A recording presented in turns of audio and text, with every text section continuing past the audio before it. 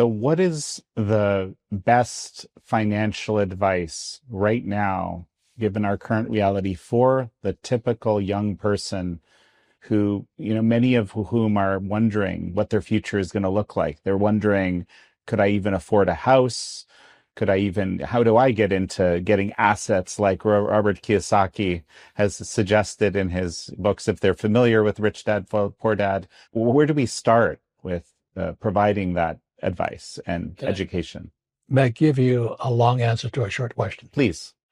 In 1974, I was getting out of the Marine Corps, and government passed this thing called ERISA, Employee Retirement Income Security Act. I said, what's that mean?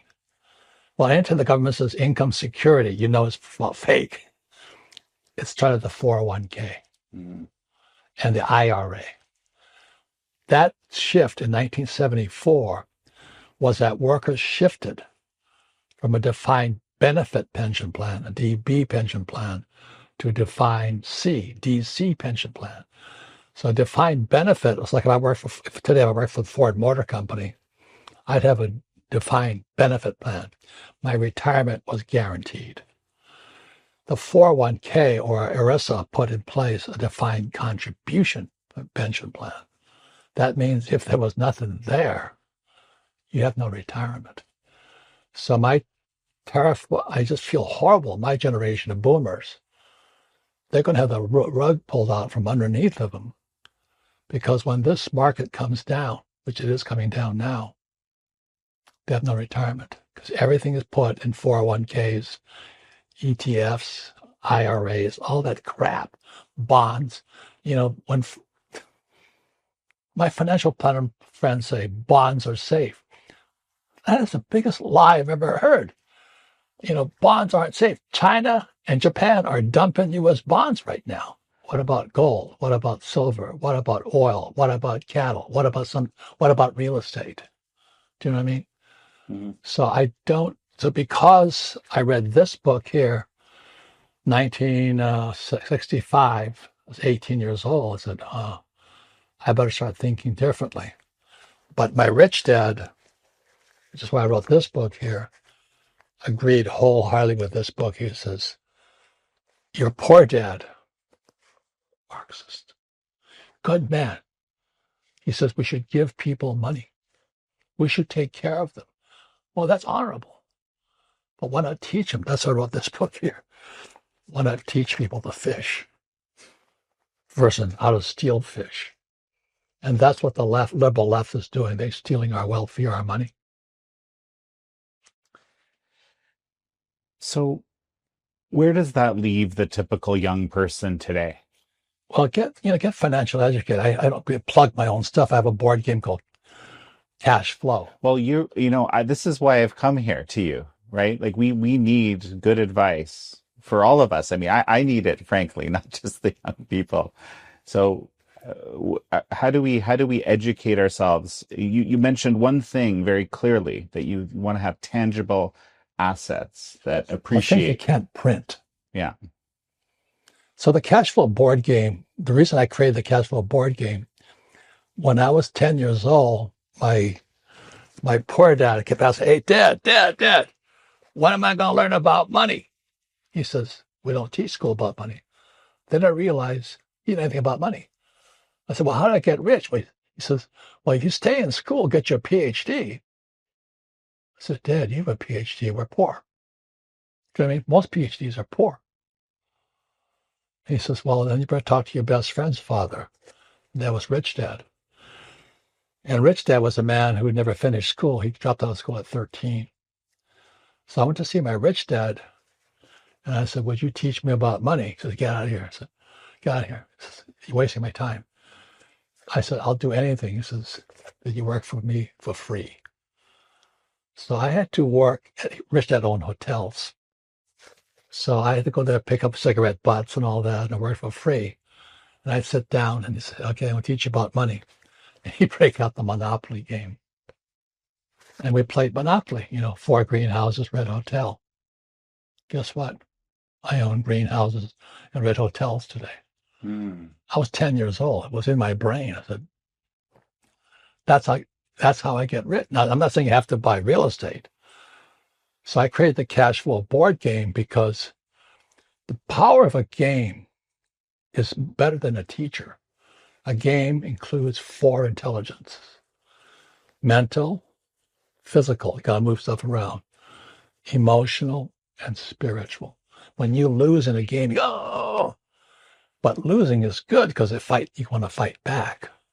So there's 4 intelligences in the game: mental, emotional, EQ, physical, or spirit, and spiritual. Like you go to a golf course, can I learn how to play golf? Yeah, but you can't use golf clubs. That's what schools are like. Can you imagine this? You hit the ball 500 yards and it's a hole-in-one. You've hit a hole-in-one every single time. That's academics. That's PhDs. I sat there, you guys live in La La Land. And those La La Land guys are Marxists. They're exactly as Marx said. It's the intellectual should run the world. Let's say you're a young person today. You've just finished, let's say, high school. You're considering maybe the trades because they're becoming fashionable again. You know, there's this whole big thing against trades for a while. You're considering university, and you don't have a lot of money. Your parents are, you know, poor dad style, right? For whatever reason, maybe just down and out. Maybe they tried. What's your next step? I'll just tell what my rich dad told me. I'm kind of at the Marine Corps. Like I said, I'm a pilot. And so my friends were all joining the airlines. And so my poor dad was so happy, go fly for United, fly for American. I went, and then get your PhD. I said, that's it, Dad? He goes, yeah. I went to my rich dad, and he says, how do I get rich? He says, be an entrepreneur. I'm like, so how long did it take you to become a pilot? I said, 2 years. Same thing. You need the skills of an entrepreneur. So I said, what's that? He said, skill number 1 of an entrepreneur, right? You have to sell. And in my family, I went, oh my God, because my poor dad's family, they hated salesmen. They hated salesmen. No, I don't want to sell, please. To my rich dad, please. I can't sell. My mom and dad hate salesmen. You know, they think they're crooks, they're liars, they're scum and all this. So I said, you asked me for my advice. You have to learn how to sell. No. I'm about 27 years old. No, anything but that. He says, Robert, how's your sex life? I said, 0. He says, because you can't sell. I said, okay, I'll learn how to sell. So then next job was to go find a job that paid me to learn how to sell. And so I got down to interviewing with 2 companies finally, IBM and Xerox. And so the only thing I asked them about wasn't the pay. I said, tell me about your sales school. So today you can get that similar sales training in network marketing.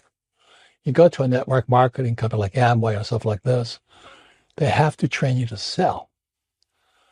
And they'll coach you. You know, if you fail, they'll coach you. They'll fail to coach you. So I had to learn how to sell. And then so that was number 1. Second was, after I was selling, Rich Dad says, so what's the next thing? He says, you have to learn how to use debt. And in my poor dad's family, debt is it's dangerous. And Rich Dad says, you just came back from Vietnam. The US dollar is debt. Nixon took the dollar off the gold standard. This is 1974. So in 71, the dollar is now debt.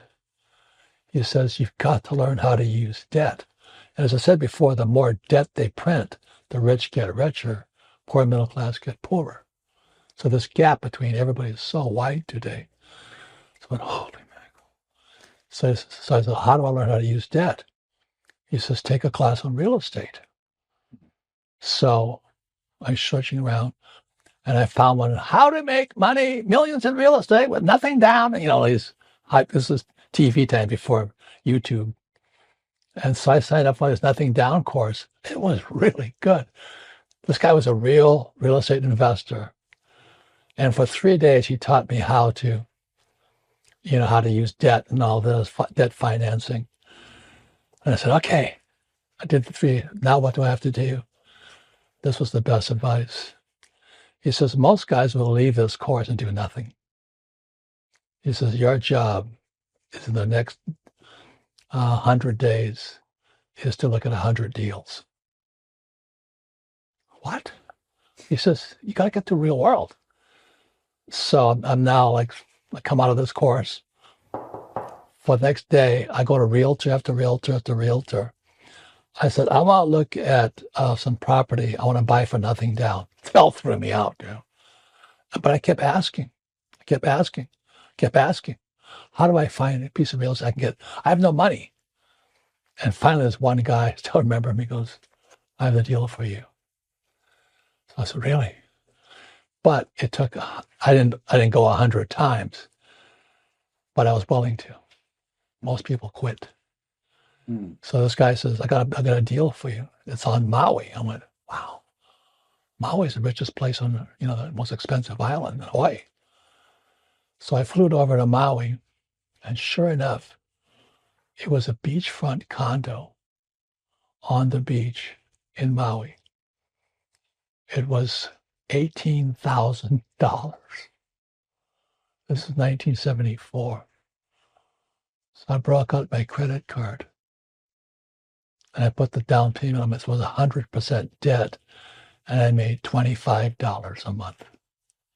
After all expenses, debt, and all this, I was free. But I had to find that deal. Most people are so effing lazy. They go to a financial planner. What you got? And then they just take what they sell. So to this day, you can ask my assistants. All I'm doing is looking at deals. It's called deal flow. Looking at this deal, this deal, this deal, this deal. And it becomes a habit, if you know what I mean. So you can train yourself to have the skills and the mindset of a rich person, but you have to do the work. Well, I think that's the key here. You're pointing out something incredibly important. You have to do the work. Amen. And I've heard that from a lot of young women. They go, you can't find men today. They're all, they want to be TikTok dancers, or they play video games in the basement. And they said, we can't find men. So they can't afford to have kids, buy apartments or rent and all this. Let me run an idea by you, okay? I have a theory that there's a few things, if you teach a very young kid, right, that will really help them in life. And it's something, here's one example. I'm just going to use one example because this relates to the Communist Manifesto, right? So my background is in biology. I was actually an evolutionary biologist in training, right? And one of the things we never learned, okay, I literally never learned this until my 40s, okay, is where does prosperity come from? Okay, and I think one of the biggest lies that is in the sort of the communist approach to the world is that the pie is fixed. You have a pie, it's a fixed pie, and the rich people take it from the poor people, right? Because that's kind of how it works in nature, right? As a biologist, you kind of learn, well, there's limited resources, and someone gets the resource, someone doesn't get the resource.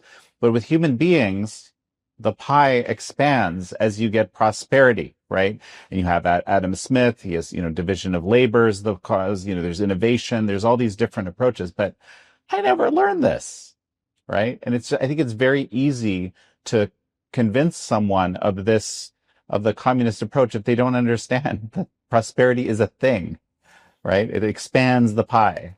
I'm curious what you think about that. Well, that's Malthusian economics, allocation of scarce resources. Mm-hmm. And the reality is we're given a brain, this here and this here, use it. Look at Elon Musk. He's a South African, comes to America, becomes the richest man in the world. He didn't ask for a handout. He got some government grants and all this. but you can create your prosperity by creating. So I wrote this book here. It was turned down by every publisher because they said, you don't know what you're talking about. So I published it anyway. It's sold 48 million copies so far. #1 book in finance today. Now, 48 million, I make $1 a book, so it's a few bucks there. This didn't exist till I wrote it. It came out of here. I mean, it's a true story. It's the same as Donald Trump. He was born a rich man. I wasn't, but we're good friends because we think alike. So, have you seen the picture that Trump's putting a ballroom onto the White House? There's a picture, there's a cartoon. There's a White House with a Trump Tower attached to it. You give him, if you let him do it, he'd probably do it. It comes out of your hand. You create it. You create your prosperity. For someone that does have some wealth, however it's distributed right now, it could be anywhere from all of it's in cash and fiat, as you described it, all the way to, something like it's all in what would you recommend people should do in this current financial reality in terms of their allocation of that wealth? Well, my rich dad said that was really interesting. He said, there's 1 million ways to financial heaven. In other words, find the way it works for you. There's 1 billion ways to financial hell. And most people are going to financial hell. So rather than being told what to do, like go to a financial planner or get a job and all this stuff, I had to find out what I was interested in. And I like real estate. I really do love real estate. I own probably 1,500 rental properties. I own commercial.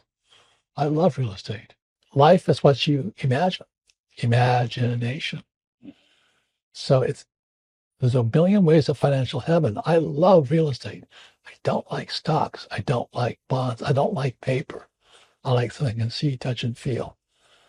I love cars, I love pens. I love watches. I'm a see, touch, and feel guy.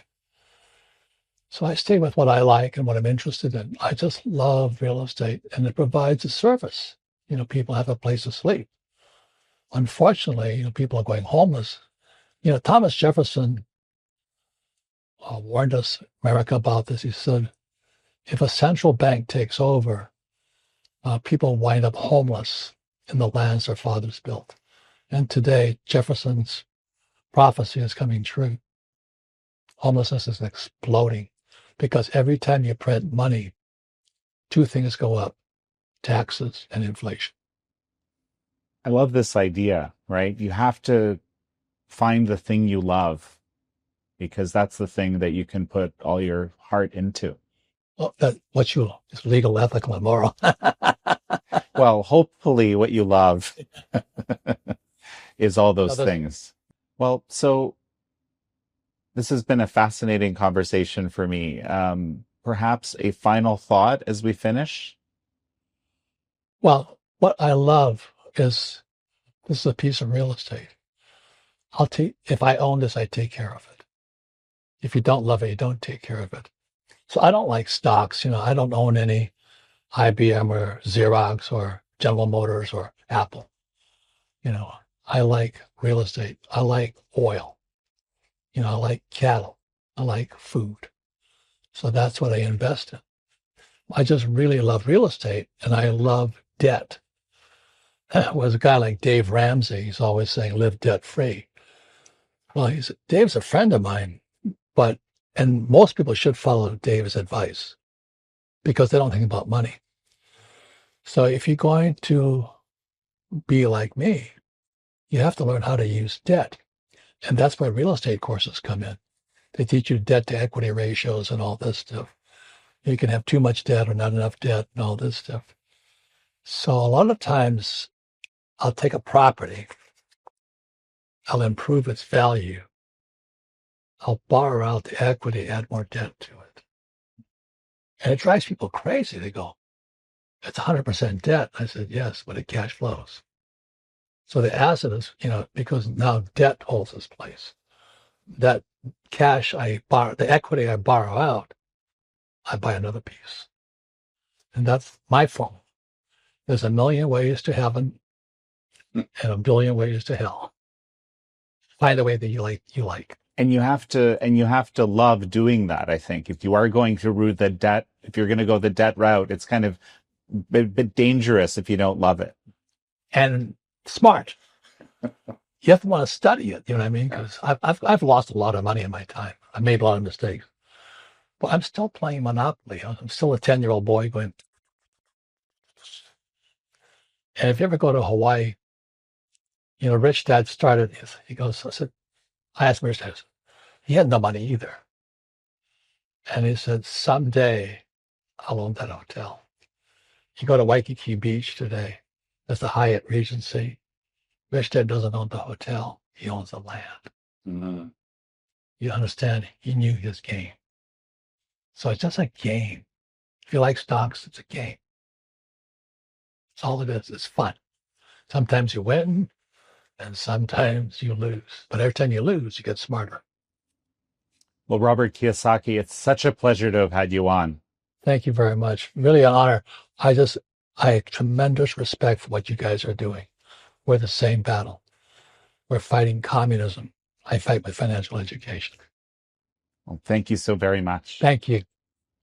Thank you all for joining Robert Kiyosaki and me on this episode of American Thought Leaders. I'm your host, Yanya Kellick.